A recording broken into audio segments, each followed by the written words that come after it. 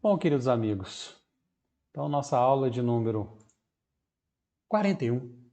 E hoje nós vamos entrar aqui no tema 5 do livro da Federação Espírita Brasileira, Mediunidade, Estudo e Prática. Estamos no programa 2, módulo 2, Mecanismos da Mediunidade. Hoje vamos falar da psicofonia e psicografia. Tão falada, né? Quando se fala em mediunidade, as pessoas já, o pouco que conhecem é a da famosa incorporação. Nós vamos ver isso, né? O que é essa incorporação? Já falamos aqui algumas vezes e acabamos que a gente fala a cada aula um pouquinho e depois vai reforçando. Eu já estou pegando a pergunta aqui no chat. Como faço para receber uma psicografia do meu único filho? Desencarnou faz uns 3 anos. Muita paz e luz. É da Sueli Soares.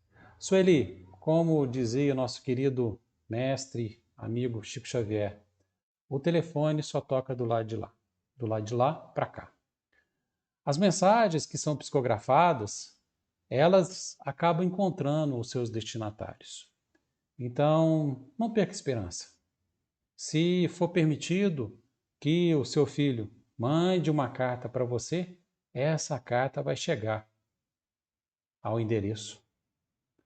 E também, se caso essa carta não chegue, não fique apreensiva, não. Só não veio através, a comunicação só não veio através dessa carta psicografada. Mas pode ter certeza que você já encontrou com ele através do sono físico. Você já teve com ele algumas vezes.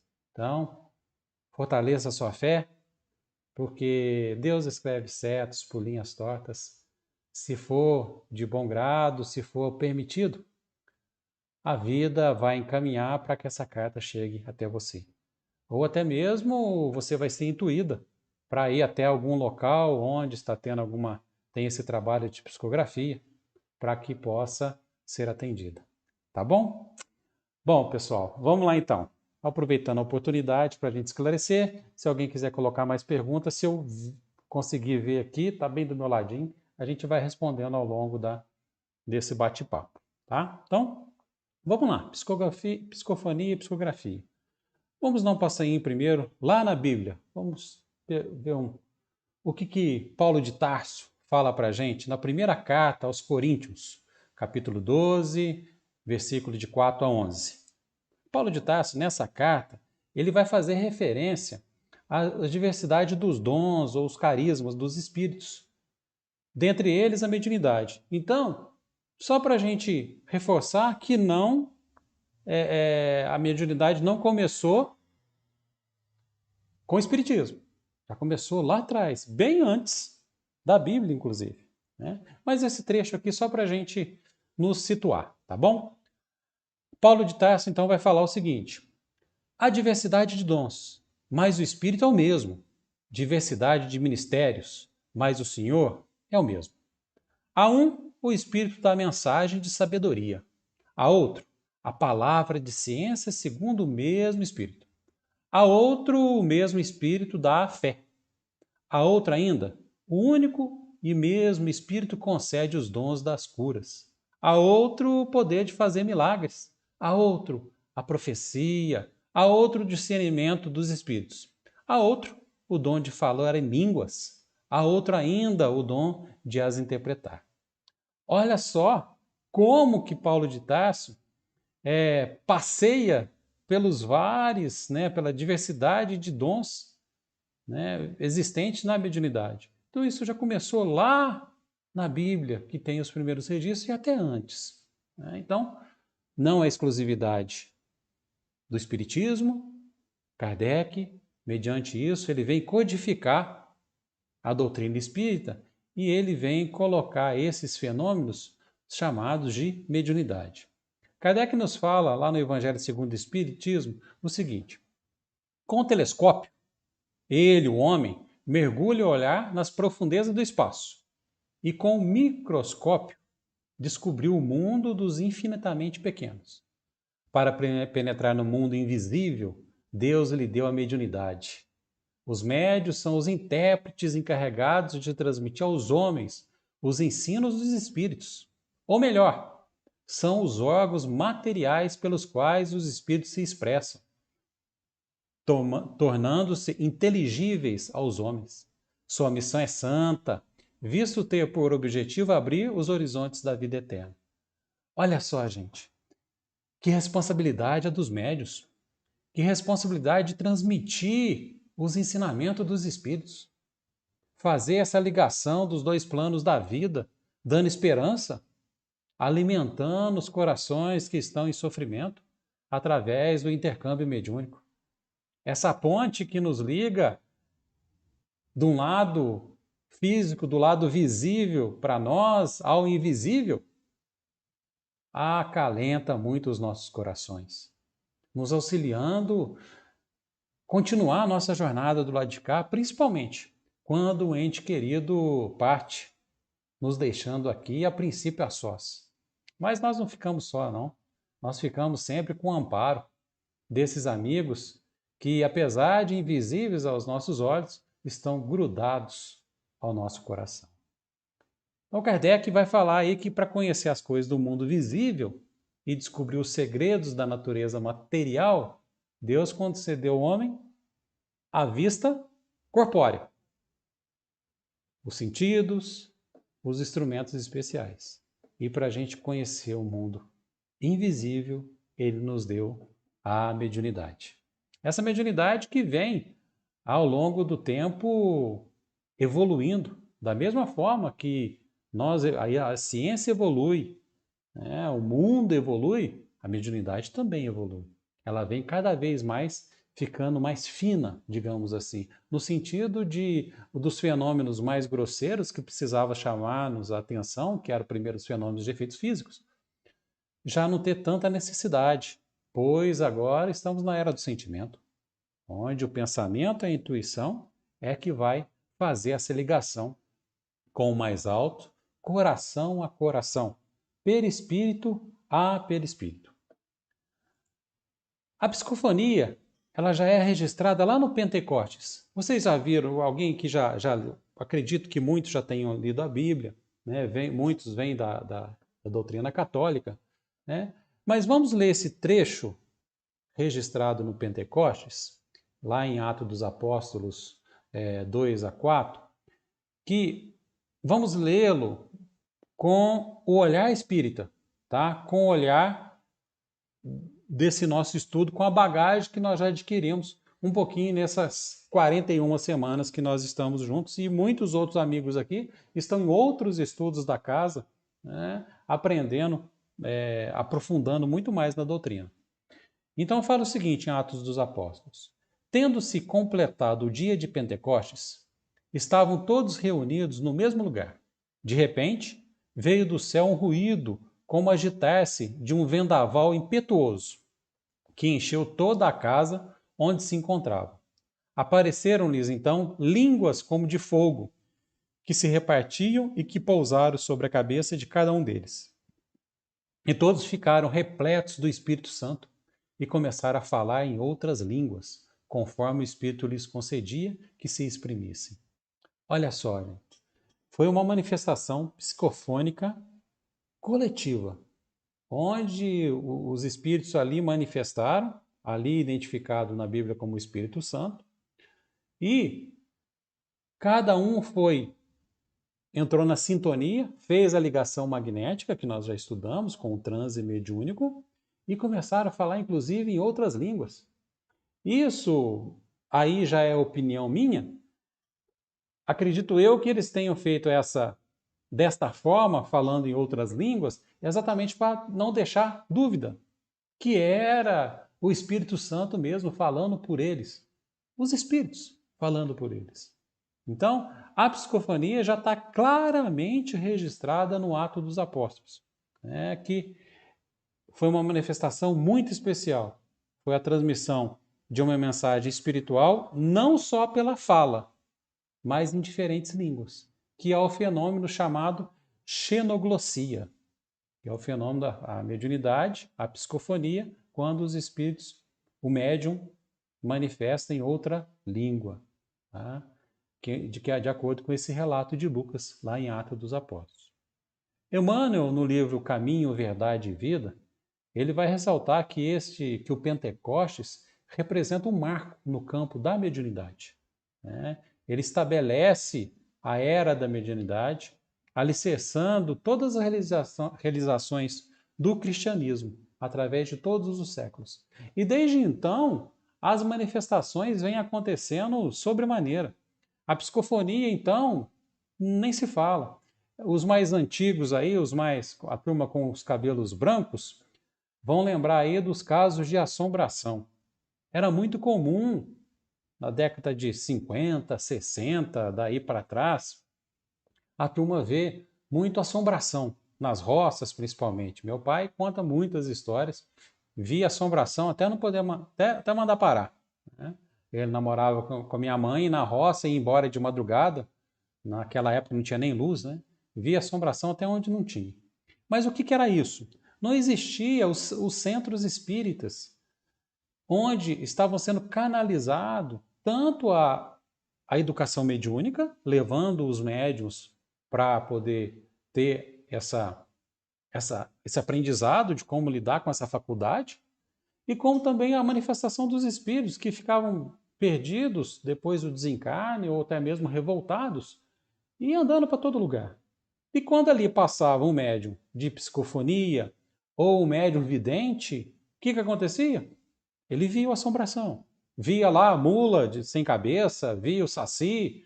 Eram espíritos que acabavam vendo e muitos entravam em transe por ter a psicofonia, porque entrava na sintonia daquele espírito e psicofonava lá e as pessoas falavam que estava então, né, incorporava, saía para tinha que levar para exorcidar, enfim. Ou seja, a psicofonia sempre esteve presente.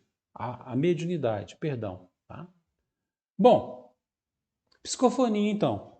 Os psicofônicos ou falantes são os que verbalizam as mensagens dos espíritos. Então, é o médium falante, digamos assim, né? Ele abrange distintas formas de expressão de acordo com o grau do transe mediúnico. Semana passada nós vimos sobre os transes mediúnicos, como funciona cada transe. Então, de acordo com o transe mediúnico, nós temos aí a psicofonia. Hoje estamos falando só de psicofonia e psicografia. A psicofonia sonambúlica ou inconsciente, a intuitiva ou consciente, a voz direta ou pneumatofonia. Nossa, vamos lá de novo. Pneumatofonia. Nome difícil, né? Que é a voz direta mesmo, sem o auxílio da voz do médium, tá vendo? Se eu tivesse como médium aqui agora, eu estava enrolado para falar essa palavra para os espíritos. Mas aí, como é o efeito de voz direta, que eles que falem sozinho, não é mesmo? Mas então, psicofonia. Vocês entraram no centro espírita, entraram numa igreja, entraram. O sujeito está lá falando coisas que não é dele. Você conhece a pessoa. Vê que ele está falando coisas que ele não entende. Pode ter certeza que ele está mediunizado. Ele está dando uma psicofonia. No centro espírita, eu falei centro espírita, mas a gente só tem essas manifestações nas reuniões mediúnicas, nas reuniões privadas. Nas palestras abertas, nos estudos, praticamente quase inexistente. Acontece alguma manifestação, às vezes nos passes, mas é estritamente recomendado que os médiuns não deem passividade, que a gente fala, né, na hora do passe. Mas, por exemplo, quando adentra a casa um médium que está em desequilíbrio, e às vezes ele vem até de outra crença que tem a mediunidade, como trabalho também, na hora que ele vai tomar um passe, ele acaba manifestando. O espírito que está com ele acaba manifestando. Por isso que no passe tem que ter todo o atendimento. Geralmente a gente mantém na equipe de passistas, né, todos que já fazem parte das reuniões mediúnicas, e ali vai ter uma pessoa para poder conduzir aquela manifestação que acontecer esporadicamente. Mas eu posso afirmar para vocês que isso acontece com muita raridade. A gente sempre toma os cuidados para que isso não aconteça. Por parte dos médios, a gente consegue evitar, né, com com mais tranquilidade. Mas os irmãozinhos que vêm com a gente já no atendimento, aí a gente tem que sair ao socorro, né, deles, e a espiritualidade também sempre está junto para poder auxiliar.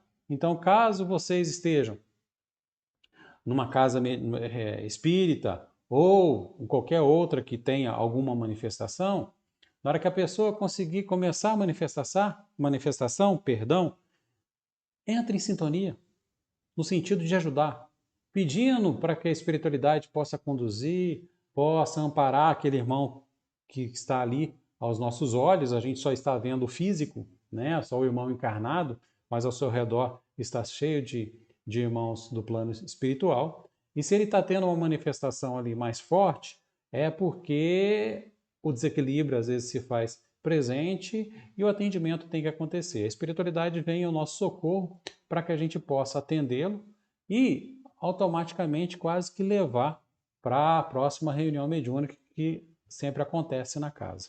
Tá? Esse é tão comum, gente, que a gente já chegou a atender, eu mesmo, várias vezes nas reuniões mediúnicas, os espíritos manifestam, os irmãozinhos chegam para o atendimento e eles falam para a gente: ah, eu vim aqui junto com uma pessoa, geralmente não falo o nome, e eu fiquei aqui. Eu entrei lá junto com eles, na hora da reza, eles me tiraram e eu estou aqui desde então. O que aconteceu? Ele chegou para tomar o passe, junto com o encarnado que ele estava, e ali ficou e foi encaminhado para a reunião mediúnica para poder ser atendido. Bom, a famosa incorporação. Incorporação. É costume, está no popular, né, dizer essa palavra incorporação como sinônimo de psicofonia. Tá? Mas o termo, gente, é inadequado. Tá? Porque não é possível dois corpos ocuparem o mesmo lugar no espaço. Isso é física. Mesmo que seja por um breve momento, por alguns segundos, minutos, dois corpos não ocupam o mesmo lugar do espaço. Tá? E mesmo sendo processos obsessivos severos, como o da subjugação. Tá? Então, mesmo que a pessoa já esteja aparentemente ou até mesmo visivelmente dementada, com quadro mental já deturbado por um processo de subjugação, o espírito não está incorporado, ele está subjugado, ele está próximo. Nessa imagem aqui dá para a gente poder só ter uma ideia. A médium está aqui, ó. A médium está aqui, encarnada. O espírito que está manifestando, ele está justaposto a ele. Está justaposto a médium. E o que liga, elas são as energias aqui, são ligadas direto na médium. Tá? O mentor aqui, o dirigente espiritual, está conduzindo, fazendo esclarecimento, e o mentor espiritual não está incorporado nele. Aqui, ó. A própria imagem já deixa isso bem claro para a gente poder compreender melhor. Ele está aqui num processo de intuição. Pode ser aqui que esse dirigente esteja até bem provável que ele esteja numa mediunidade consciente. O mentor coloca aqui a mão na cabeça dele, vai misturando os seus ensinamentos, olha a ligação, passando de um para o outro e vai fazendo todo o atendimento. Então, o espírito não entra num corpo como se entra numa casa. O espírito encarnado é dono daquele corpo físico até a hora da desencarnação. Ele não age, ele não age no lugar do médium. Sempre o médium vai estar no controle. No maior grau, no menor grau. Nós vamos ver isso aqui para frente. Então vamos tentar abolir e até explicar para as pessoas que esse termo incorporação ele não é, né, o adequado para a gente poder utilizar nas nossas manifestações. Tá? Vamos lá. Psicofonia sonambúlica ou inconsciente. Esse tipo de psicofonia, como mostra aí o desenho, olha aqui. Aqui nós temos o corpo físico da médium, o perispírito dela um pouco mais afastado, tá? E aqui o espírito comunicante. Geralmente o espírito comunicante já vai atingir aqui, ó, o centro de força laríngeo e vai controlando a fala do corpo físico, mas passando pelo perispírito. Como ela está um pouco mais afastada, o perispírito está um pouco mais afastado, o espírito comunicante tem uma ação mais forte no corpo físico. E um outro detalhe importante, por que a inconsciência? O corpo físico, como o perispírito está afastado, o corpo físico, o cérebro físico, não vai registrar o que o espírito está falando. Mas o perispírito e o espírito, sim. Então, por isso, quando o médium volta de uma psicofonia inconsciente, no seu estado de vigília, ele não lembra. Ele não lembra o que aconteceu. E mas o seu perispírito, o seu espírito, no ato da manifestação, estava com todo o controle. Então, até mesmo na manifestação inconsciente, o médium tem o controle. E esse controle vai partir pela moral do médium. Olha só a responsabilidade que o médium passa a ter, principalmente se ele for inconsciente. Tá? Apesar de que, pessoal, essa característica de psicofonia sonambúlica ou inconsciente são pouquíssimos médios que as têm. Não mais que uns 3, 4% da população dos encarnados tem essa mediunidade inconsciente, totalmente inconsciente. Tá? Então, e nesse estado inconsciente, o espírito, o comunicante, ele tem uma maior facilidade, ele tem uma maior intervenção material. Ele modifica gestos, estilo, entonação da voz. Ele consegue, não que nas outras manifestações isso também não seja possível. Eu vou explicar já já como que isso acontece. Tá? Por exemplo, no meu caso, eu sou médium de psicofonia consciente, mas não acontece sempre consciente. Dependendo do atendimento, vai consciente, inconsciente, superficial e por aí vai. Né? Vai dando essa variedade, né, de acordo com o atendimento, de acordo com a necessidade do atendimento. Eu já dei algumas passividades, onde, na hora que eu retornei, eu não lembrava de nada que tinha acontecido. Aí os médicos que estavam ao redor, porque a gente sempre trabalha, sempre dá passividade, pelo menos com os 2, 3, né, na casa mediúnica, tá? Pode acontecer da gente fazer algum trabalho fora, mas sempre muito bem preparado, mas isso é extremamente pontual, tá, gente? Extremamente pontual. Tá? André Luiz, ele vai exemplificar uma situação dessa, principalmente de controle do espírito no corpo físico, no ato da comunicação, e lá está lá nos domínios da mediunidade, quem tiver curiosidade, está lá no capítulo 8, tá? Nos domínios da mediunidade. Ele fala só o seguinte, que um espírito, no ato da manifestação, né, um espírito em grave condição espiritual vai manifestar através da médium. E ele percebe a manifestação. E ele narra o seguinte, que a médium era um instrumento passivo no exterior, o corpo físico totalmente entregue, tá? Só que nas profundezas do ser mostrava as qualidades morais positivas que lhe eram a conquista inalienável, tá? Impedindo aquele irmão de qualquer manifestação menos digna. Olha só, por isso que a mediunidade não dá saltos. Não dá saltos. Aquele espírito que tem essa capacidade é porque a capacidade moral dele já está bem avançada, né? Já está alguns degraus aí acima para poder controlar essa manifestação. É claro que a gente pode falir, é claro que a gente pode vir, né, e não dar conta, às vezes, pelo orgulho, pela vaidade, pelo materialismo, e acaba falindo nesse sentido. Então, depois vocês deem uma olhadinha lá nos domínios da mediunidade, capítulo 8, vai exemplificar exatamente esse controle do perispírito do médium no ato de uma manifestação psicofônica inconsciente, tá?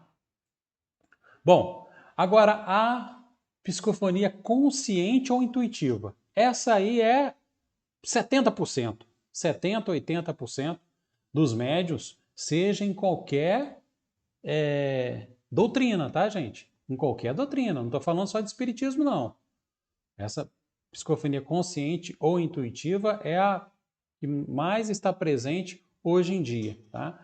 Olha como a evolução é perfeita. No passado, quando o conhecimento ou a doutrina espírita ainda não estava codificada e os fenômenos aconteciam a revelia, digamos assim, as manifestações, a grande maioria eram inconsciente. Ou seja, vinha tudo por parte dos espíritos, tendo uma maior força no corpo físico. Tá? Na medida que a gente vai evoluindo, vai aprendendo, a gente vai assumindo a responsabilidade. Então, vai tendo consciência para lidar com essa mediunidade. Essa figura aqui ó, vai retratar em relação à anterior o seguinte: aqui, ó, o perispírito, ele está quase, aqui do médium, quase justaposto ao corpo físico. Então ele tem um maior controle. O pensamento do espírito comunicante vai passar pelo perispírito aqui do médium, que está praticamente justaposto. E com isso acessa a memória física, digamos assim, do médium. Tá? Controlando a força laríngea e todas as faculdades do corpo físico. Então, enquanto durar a transmissão da mensagem mediúnica, nesse processo da psicofonia consciente ou intuitiva, o médium tem consciência do que ocorre à sua volta. Gente, mas vamos lá. O médium tem consciência do que ocorre à sua volta. Se você está num processo de passividade, de psicofonia, e você está aqui, eu estou aqui dando passividade, estou dando uma comunicação, tem um espírito falando por mim, eu estou ligado com o circuito com ele. Eu estou consciente do que está acontecendo. Tem a visão do todo, do ambiente físico. Tá? Mas, se uma pessoa começa a falar do lado e eu quero interagir com ela, eu perco totalmente a sintonia. Aí já passa a ser mistificação. Tem um companheiro uma vez contando pra gente que ele estava numa uma outra doutrina, que também tem a mediunidade, e estava lá os espíritos, os médios, né, psicofonando, e o espírito atendendo lá a turma, e uma outra moça que estava conversando do lado falou assim: nossa, eu não sei como é que eu vou embora hoje. Aí o espírito que estava comunicando falou para ela: não, pode deixar que eu te levo. A carona tá boa, né? Vai embora direto, às vezes ia levar direto para o plano espiritual, né? Ia desencarnar. Né? Ou seja, a pessoa até escuta o que está falando do lado. Por isso que o ambiente tem que ser preparado. O ambiente tem que estar em total silêncio, porque nós estamos em sintonia com o plano espiritual e vai misturando com as nossas, né, os nossos pensamentos e pode interferir tudo do lado. É interessante que nas reuniões, na hora que termina, às vezes teve um cachorro que ficou incomodando demais na reunião. Tem um médio ou outro que fala assim: nossa, não aguento, o cachorro me atrapalhou pra caramba, não consegui me concentrar. O outro médio fala assim: que cachorro? Tinha cachorro? Às vezes está chovendo muito, nossa, o barulho da chuva, o trovão me deixou com muito medo tal. O outro médico fala assim: que chuva? Choveu? Porque ele estava tão concentrado, mesmo consciente, tão concentrado que ele estava ligado, todo o teu circuito mental, espiritual, perispiritual, estava sintonizado com o plano espiritual, então dando total passividade. Tá? Então, no caso consciente e intuitivo, a psicofonia, o médium vai dar a manifestação sem se desligar mentalmente do comunicante espiritual. Tá? Ele percebe o tempo todo as ideias do espírito, que vai misturando com as suas, e ele vai começando a falar. Só que ele não sabe o que vai vir depois.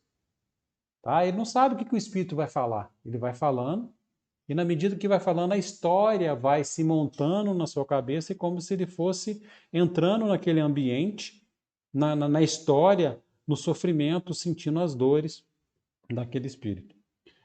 Só com a experiência o médium não interfere tanto na mensagem. Olha a responsabilidade mais uma vez.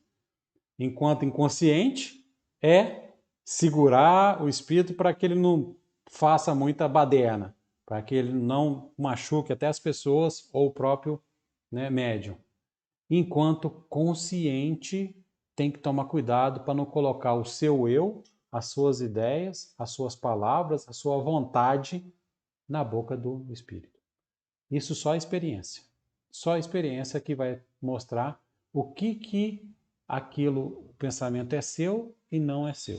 Tá? Então, o médium mais seguro pode até se afastar um pouco do corpo físico, mas sem perder o espírito comunicante de vista. Ele sempre está ali vigiando o espírito na hora que está comunicando. Os espíritos, principalmente quando vêm com muita raiva, ódio, querendo vingança, às vezes vêm aprisionados, são trazidos pelos guardiões do plano espiritual, muitos vêm acorrentados. Né? Então, quando eles vêm, o palavreado deles, pessoal, é aquele palavreado de mais baixo calão. Então, eles xingam até a nossa quinta encarnação. Eles vão xingando. Xinga até não poder mais. Querem dar murro na mesa, querem bater, quer pegar o doutrinador, ou quem está junto com o doutrinador, que eles estão vendo. Né? O que o médium tem que fazer? E ele consegue fazer depois que tem esse entendimento da doutrina, da mediunidade. Ele vai filtrando. Ele vai falando o que cabe naquela hora. Carregado com a emoção, carregado com a raiva. Muitas manifestações nas nossas reuniões, o espírito mesmo reclamava. Senhor, eu não estou conseguindo o que eu estou falando, esse sujeito não está falando. Não é isso que eu estou falando, eu quero falar mais. Mas o que ele quer falar mais, e depois o médium vai falar para a gente, ele queria xingar. Ele queria esbravejar, ele queria bater, ele queria pegar um. Quantas vezes os médios viram para o esclarecedor, viram para mim, muitas vezes falaram assim, nossa Robinho, ele queria voar no teu pescoço. Eu falei, mas não fiz nada para ele. Bom, penso eu que não fiz, né? Às vezes fiz. Bom, então o controle da psicofonia, ele é todo nosso, todo do médium. Não dá para jogar a culpa nos espíritos. Não dá. E aí, a gente sempre brinca na reunião mediúnica. A passividade vem para o médium, que está dando a comunicação, seja ele inconsciente, consciente, começa a formar a ideia, quer falar as coisas, quer xingar, ou quer... O que a gente fala para os médios? Manifesta. Com controle, manifesta da forma que você está sentindo. Se não, deixa que o esclarecedor toma conta. É problema do esclarecedor. Ele que se vire. A tua parte é da passividade. O esclarecedor é conter os exageros que podem acontecer. Ele está bem preparado ali exatamente para poder auxiliar no que for preciso. Tá? Então, assim, a psicofonia ela vai acontecer praticamente o tempo todo. Tá? Ainda mais que consciente e intuitiva. O esclarecedor fica praticamente intuitivo, né, recebendo as comunicações dos mentores, como mostra aqui, ó, né, em sintonia com ele, e ele vai acessando toda a história, inclusive, do manifestante que está ali, do espírito que ali está. Então o médium está psicofonando, começa a narrar, está vendo um ambiente, eu estou vendo aqui, eu estou numa igreja muito antiga, estou sentada num trono, né?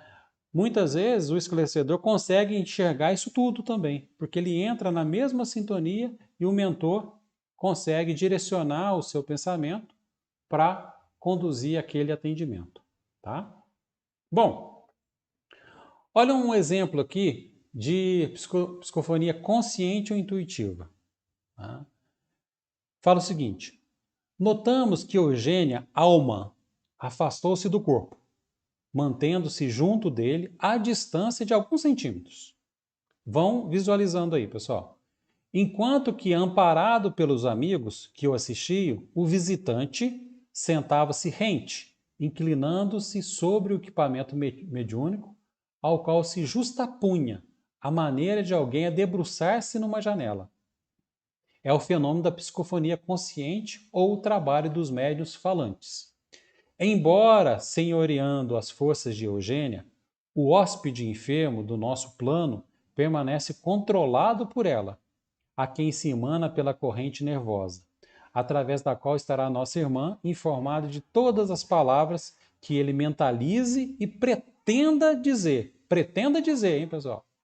Efetivamente, aposta-se ele temporariamente do órgão vocal de nossa amiga, apropriando-se de seu mundo sensório, conseguindo enxergar, ouvir e raciocinar com algum equilíbrio, por intermédio das energias dela. Mas Eugênia comanda firme as rédeas da própria vontade.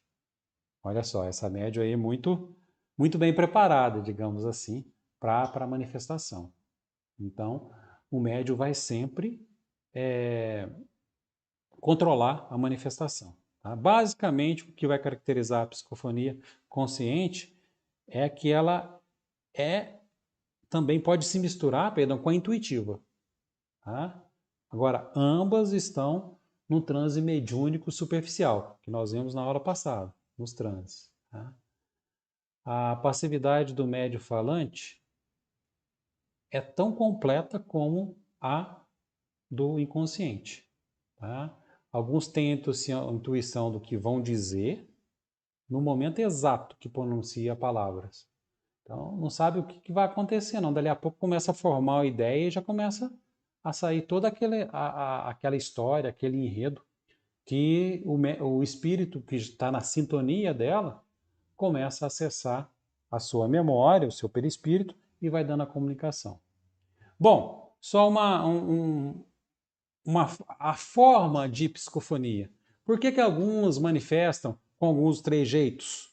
Alguns manifestam, principalmente em outras crenças, manifestam com trejeitos de entidades, que a gente não vai entrar aqui, né, no mérito da doutrina, né, das outras doutrinas, mas a gente vê que alguns médiuns manifestam dessa forma. Né? E mesmo sendo, já que a grande maioria é consciente, então ele poderia estar falando com a própria voz. Né? O que acontece, pessoal, é que a sintonia é tão grande com os espíritos que é como se desse uma melhor passividade para o espírito se sentir vivo. Então, muitas vezes eles vêm com os trejeitos deles, com o sotaque deles, uma voz mais fina, mais grossa, mais pausada, né? Para que o processo mediúnico se complete, essa sintonia tem que estar fechada. Então, é comum, às vezes, nós, na doutrina espírita mesmo, dar passividade com os trejeitos daquele espírito que está falando. Tá?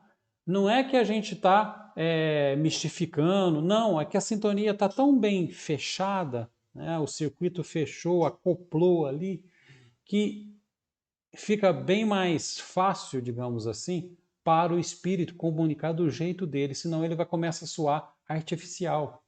E a sensação de vida que ele precisa ter nesse choque anímico se perde, porque ele precisa exatamente ter essa capacidade de sentir vivo na hora que ele está habitando aquele corpo que há muito ele não habita, porque ele está no plano espiritual, às vezes há 500, 1000 anos sem uma reencarnação. Então, na hora que ele vem tomar esse choque anímico, por isso da necessidade da psicofonia, do choque anímico com o médium, ele começa a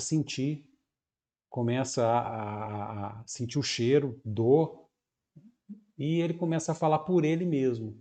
Tá? Então, é muito comum nas manifestações, mesmo que consciente, intuitivo, né, mais na psicofonia mesmo, perdão, manifestar com os trejeitos ou com a carga emocional do espírito. Ok? Bom, tem um fenômeno, então, aquele que eu não consegui falar, pneumatofonia, consegui falar de primeira, pneumatofonia ou voz direta. Que jeito que é isso? Olha que interessante. Isso aí, talvez vocês aí em casa já devem ter escutado alguma vez. Tá? Esse médium aí, o Leslie Flint, tá? É um médium britânico, morava em Londres, e ele era de uma família do Exército da Salvação. Ele foi um dos mais testados e pesquisados paranormais contemporâneos. Isso por volta de 1911, tá? Ou seja, depois da codificação do Espiritismo. Como que é essa pneumatofonia? As vozes se manifestam próximas a ele e podiam ser ouvidas nitidamente por todos os presentes e ainda ser registrada em fita. Então esse fenômeno foi chamado como voz direta ou pneumatofonia. Tá? Kardec que cunhou essa classificação para esse tipo de comunicação, que é a comunicação oral dos espíritos sem o concurso da voz do médium. Então, por que eu falei que você já deve ter escutado? Quantas vezes, às vezes, eu pelo menos aqui em casa, às vezes estou no quarto, alguma coisa assim, escuto assim, ô Robinho!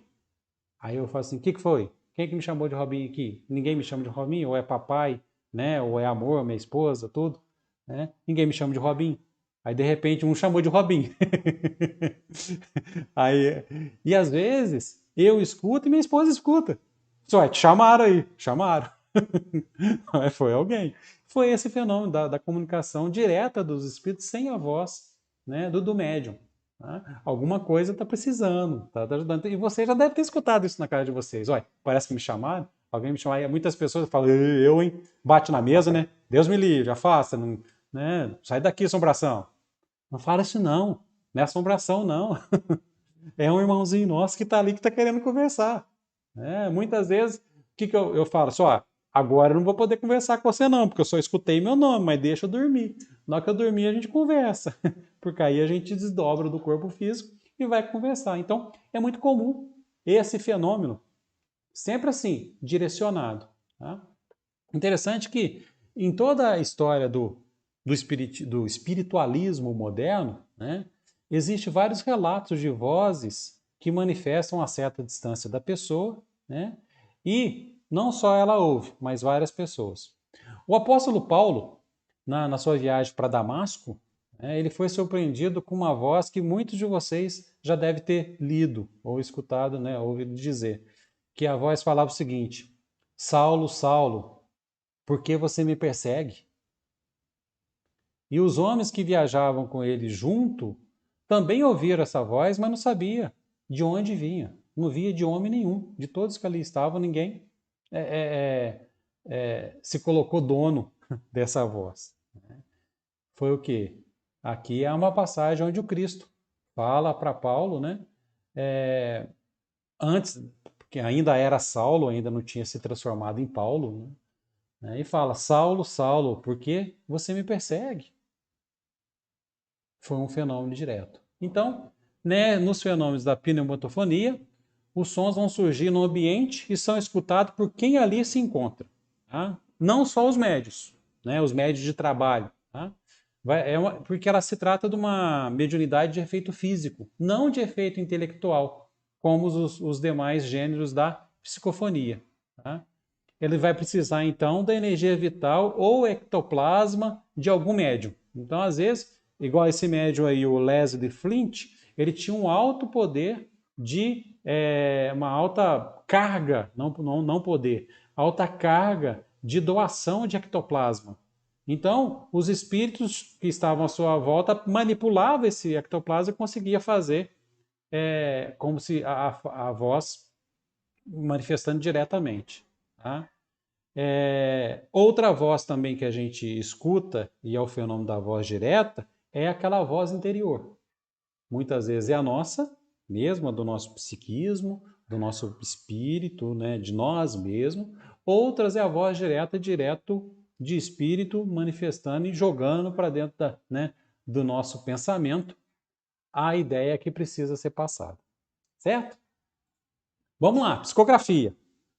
A psicografia é a faculdade mediúnica onde a comunicação ocorre de forma escrita. É a comunicação rápida, simples e direta.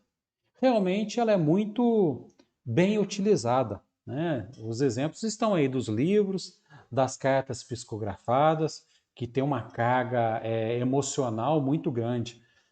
As assinaturas que vêm nessas cartas psicografadas são exatamente a dos desencarnados. Várias vezes que nós já participamos de reuniões de psicografia, as pessoas levam um documento onde a assinatura do ente que já partiu é idêntica que está na carteira de identidade.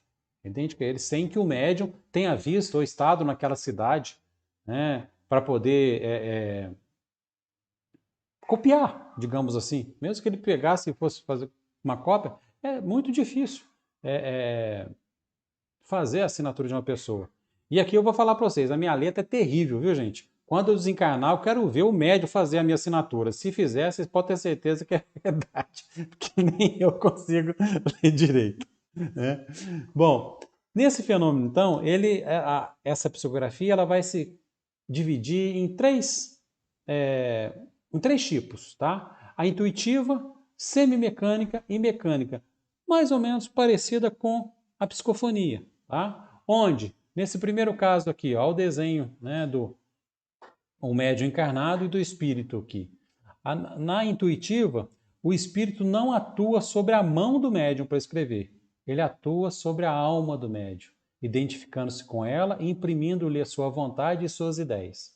Então ele vai direto no pensamento do médium e o médium começa a escrever. Ou então ele é levado em desdobramento pelo sono físico e vê todo o local onde que acontece aconteceu o que o espírito quer narrar e volta com aquilo já na sua memória e o médium, o espírito só vai conduzindo para que ele possa escrever, né, psicografar aquilo que ele quer, tá? O Memórias de um Suicida, psicografado pela Ivone Pereira do Amaral, ele foi psicografado dessa forma. Ela foi levada em desdobramento para as trevas, para o Vale do Suicida, e depois, na hora que ela acordava, ela escrevia tudo. Então, era de uma forma intuitiva. A semimecânica. O médium sente que uma impulsão é dada à mão e, ao mesmo tempo, tem consciência do que escreve, à medida que as palavras se formam. Ou seja, o espírito vai ficar conduzindo aí né, as duas faculdades, digamos assim, tanto a mão quanto, né, a mente a consciência do médium. E ele sabe então o que vai escrever, né? O médium vai conduzindo, o espírito vai conduzindo, mas ele sabe exatamente o que vai escrever. A ideia vai surgindo dele e ele vai escrevendo. E a mecânica? O espírito vai atuar diretamente sobre a mão do médium, tá? Então, na intuitiva, o espírito se identifica com o médium que vai se encontrar num transe superficial. Na semimecânica, o médium se encontra num transe parcial que pode ser mais ou menos profundo. E já na mecânica, o espírito dá uma impulsão completamente dependente da vontade do médium. Enquanto o espírito tiver alguma coisa para dizer, a mão vai se movendo sem interrupção. Tá? Por isso que os médiuns mecânicos, chamados de psicógrafos mecânicos, eles são denominados de inconscientes ou sonambúlicos. Eles não se recordam de nada que escreveu, tá? No seu estado de transe profundo.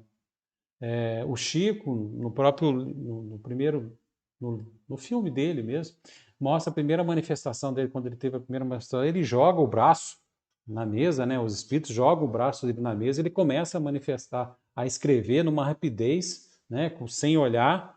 Geralmente a psicografia dele era dessa forma, sem olhar nada, vai escrevendo numa rapidez danada e saía tudo. Ele nem, no caso dele, ele não era mecânico totalmente inconsciente. Pela capacidade do Chico, ele conseguia perceber tudo que estava escrevendo, mas o espírito no começo, principalmente quando ele estava começando a psicografar, era estritamente mecânico. Então, o espírito vai falando, vai escrevendo até que, né, ele passe o recado completo. Tá? Então, o papel do médium mecânico é uma da máquina, a máquina de escrever. Né? Já o médium intuitivo age como se faria o intérprete. Acho que é a melhor forma. Tá? E, de fato, porque para transmitir o pensamento, precisa de compreender ele primeiro. Tá? De certo modo, tem que apropriar desse pensamento e traduzi-lo fielmente. Tá? Mas o pensamento não é seu. Ele apenas vai atravessar o seu cérebro, que é exatamente o papel do médium intuitivo. Complexo, né? Complexo metodologia tentar explicar isso, tá? Mas na hora que está acontecendo, a gente não está preocupado se está intuitivo, se está sendo mecânico. A gente está dando a comunicação, a gente está dando a manifestação. Tanto é que quando os médios, a gente começa as reuniões práticas, que infelizmente nós não estamos podendo fazer, o médio vai começar a narrar, nossa, o meu braço está doendo demais. Meu braço começou a doer demais. Aí a gente já pega, já coloca papel e caneta na frente do médio. E quase sempre o médio já começa a pegar o lápis e ó, já começa a escrever. Já começa a sair um tanto de coisa lá. E geralmente é um atendimento, alguma coisa que está, né, acontecendo, ele vai entrando na sintonia e começa a dar a sua manifestação. A gente fala colocar papel e lápis, mas hoje em dia, pessoal, os médios, pelo menos que escrevem livros, né, é tudo no computador. A mediunidade vai utilizando, fala, mas que jeito que é isso? Como é que o médium vai, né, ficar no computador? Ele está usando a bagagem do encarnado. Se o encarnado tem facilidade em trabalhar com computador, ele vai trabalhar com computador. Tem um médium e um espírito, o médium é o Carlos Bacelli e o espírito é Inácio Ferreira. Procurem na internet, blog do Inácio Ferreira. O espírito, que é o Inácio Ferreira, posta um texto toda semana. Toda semana ele posta um texto. Ou seja, ele psicografa direto, né, para a internet. Já está exatamente adaptado a essa manifestação. Hoje mesmo eu estava assistindo um vídeo que a Cris me mandou, uma médium dando a manifestação, né, um espírito estava dando uma instrução, e ele fala assim, como que eu tenho que fazer mesmo nessa hora aqui? Eu tenho que olhar para cá? É dessa forma? Eu nunca fiz assim. O próprio espírito falando assim, eu nunca fiz assim, eu tenho que olhar para cá. Eu falo com uma, duas pessoas. Eu não falo com tanta gente desse jeito, utilizando essa tecnologia. Né? Então, ou seja, não poderia ser diferente, porque como que as manifestações iam ficar na era passada? É até lógico, o espiritismo é ciência, filosofia e religião. É até lógica. Se a tecnologia vem para a gente poder utilizá-la e eu tenho dominação, eu domino o domínio da tecnologia, é claro que o médico, que o espírito que for manifestar por mim e eu tiver a mediunidade de psicografia, vai ser através do computador, que é muito mais rápido. Ou vocês acham que ainda tem que ficar na pancada? Né? 3 batidinha, A, B, C, igual era, né, no passado. Não. A mediunidade vai, como eu disse, vai avançando. Ok? E para a gente finalizar, não tão menos importante, a psicografia direta ou pneumatografia. O melhor exemplo que se tem são os 10 mandamentos. Tá? Na pneumatografia, o espírito comunicante retira o fluido cósmico universal e das energias do médio, mais uma vez do ectoplasma, utilizando o elemento necessário para poder escrever diretamente. Ele materializa a escrita. Tá? Ela não é a forma mais indicada para atendimento dos espíritos necessitados, portador principalmente de perturbação. Tá? Ela é utilizada geralmente para poder dar algum recado, principalmente, olha que recado esse que veio através dos 10 mandamentos. Né? Até hoje, está aí com a gente, onde teve a psicografia direta, né? Foi impresso direto nas pedras. É muito comum, nesse caso, os médios, por exemplo, em algumas reuniões, colocam um papel fechado, dobra o papel, coloca em cima de uma mesa ou um local e entra em vibração por 10, 15 minutos, depois pega o papel está tudo escrito. A mensagem está lá. Né? Foi uma psicografia direta. Mas para isso se faz necessário ter a doação do ectoplasma. Certo? Então, só para finalizar, a psicografia, então, é mais para a gente poder ter um trabalho mais estruturado, principalmente com relação aos livros, com relação à doutrinação mesmo, ao esclarecimento, ao nosso estudo. Tanto é que a literatura espírita é vasta, né? Já a psicofonia nos favorece muito mais no atendimento aos espíritos que estão em sofrimentos, aos espíritos que estão precisando de atendimento em desequilíbrio. Tá? Na psicografia, quando vem no atendimento, principalmente igual essa moça perguntou, perdão, eu não lembro o nome, sobre se poderia receber a comunicação do seu filho, quando o espírito vem para poder dar a comunicação, ele muitas vezes não sabe do procedimento, não sabe como funciona passar o recado para lá de cá. Existem espíritos especializados que fazem a psicografia, né, que fazem esse intercâmbio. Então é como se tivesse um médium do espírito, digamos assim, né? Dois do outro lado, fala para ele, ele consegue psicografar. Então é muito comum o espírito começar a narrar, se eu estou falando pelo meu avô que veio me buscar, tal, eu estou com ele. Eu estou falando com fulano de tal, porque eu ainda não sei como fazer. Então, ou seja, são espíritos que estão um pouco mais equilibrados, que vêm dar essas mensagens de conforto para todos nós. Ok, meus amigos. Então, eu acho que é isso. A psicofonia e a psicografia deu para a gente dar uma passeada grande por ela. E é o que a gente trabalha praticamente quase que o tempo todo nas reuniões mediúnicas, né? Nós vamos ver nas próximas aulas os outros, vamos detalhar mais os outros tipos então de mediunidade, para a gente poder se sintonizar para ver qual que seria algumas que a gente possa ter, né? Deixa eu ver uma pergunta aqui.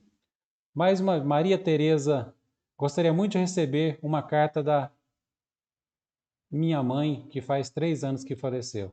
Ô Maria Tereza, é que eu falei um pouquinho mais cedo para uma outra companheira. Se a senhora tiver que receber, essa carta vai chegar até a senhora. Tenha bastante confiança, o telefone toca do lado de lá para cá, e sempre quando tem alguma necessidade. Porque às vezes, dependendo da comunicação, a emoção vai ser tão grande que pode até desequilibrar, né? Pode até mais atrapalhar do que ajudar. Vamos ter fé que, se assim for permitido, a senhora vai ser intuída aí até um local onde está tendo esse tipo de comunicação, né, que é o trabalho das cartas de psicografia. Então, isso vai acontecer. Já deu o nosso horário aqui, mas eu lembrei de uma história. Tem um companheiro aqui de profissão que trabalha com a gente lá na empresa, presta serviço para a gente, e ele perdeu, o genro dele foi assassinado. O genro dele foi assassinado e a filha ficou desesperada, né, uma situação muito difícil, né, para receber uma carta dele. E ele narrando como que ele foi parar em Uberaba, parece que é uma coisa assim, de filme. Não dá tempo de eu contar aqui, mas ele saiu daqui, foi indo, contou a história toda dele, cada episódio que aconteceu com ele para ele poder chegar, chegou lá e recebeu a carta, sabe? Chegou lá na hora, chega às 5 horas da manhã, tal, e foi atendido como se fosse uma coisa assim totalmente direcionada. A menina chegou lá, sentou, o espírito, né, o marido que tinha sido assassinado, já deu a comunicação. Falou assim, fulano de tal, deu certinho, como se ela tivesse marcado o horário certinho para poder ir lá no dia certo, para poder ir lá receber. Então, eu acho que a gente tem que ter uma tranquilidade, uma fé, uma esperança muito grande para poder ter receber essa comunicação e também não jogar isso como uma meta de vida, porque a gente não sabe, né, dos verdadeiros motivos de uma carta não chegar até a gente ou de uma chegar até outros, né? Não é porque Deus não gosta da gente ou não gosta daquele ente querido que partiu, não é isso. É que cada um é uma história, cada um tem um motivo e cada um tem uma trajetória a ser seguida. A gente nunca é violentado pelo nosso livre-arbítrio e pelo aquilo que a gente tem que enfrentar, das provações e expiações que a gente tem que enfrentar. Então a gente não deve usar isso como, às vezes, a gente coloca isso como uma meta e acaba se frustrando. Vamos entregar na mão de Deus, fazendo a oração sempre e pedindo para que o que for melhor aconteça. Ok, gente? Vamos então fazer a nossa vibração, aproveitando, né, desse momento e direcionando os nossos pensamentos àqueles que já partiram para o plano espiritual.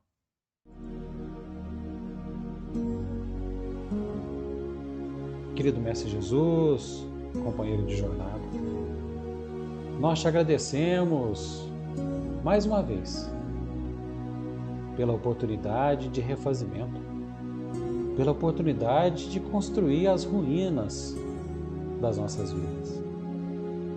Essa luz que desce sobre nós, nos auxiliando, nos acalentando, nos acariciando, nos reconforta de tal maneira que nos encoraja a ser pessoas melhores, a entregar os nossos propósitos nas suas mãos, sabendo que os executores têm que ser sempre nós mesmos.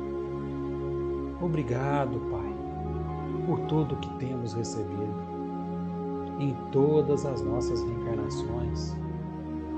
Obrigado por essa mão maravilhosa que ora paira sobre a nossa cabeça, dizendo pra gente: acalma, vai passar, vai passar.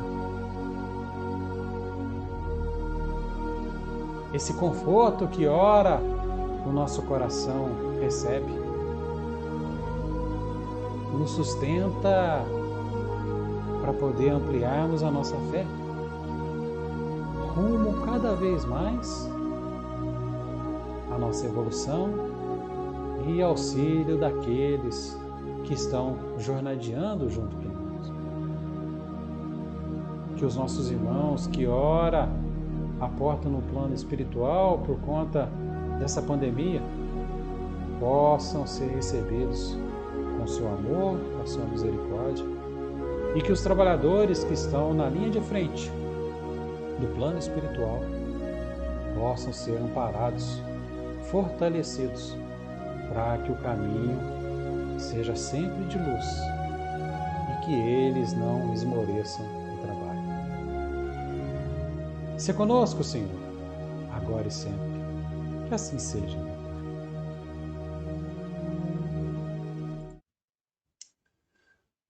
Bom, meus amigos, só tenho a agradecer pela companhia, por esse tempo todo que todos estão aqui nesse estudo. E na semana que vem estaremos de volta para a gente dar continuidade.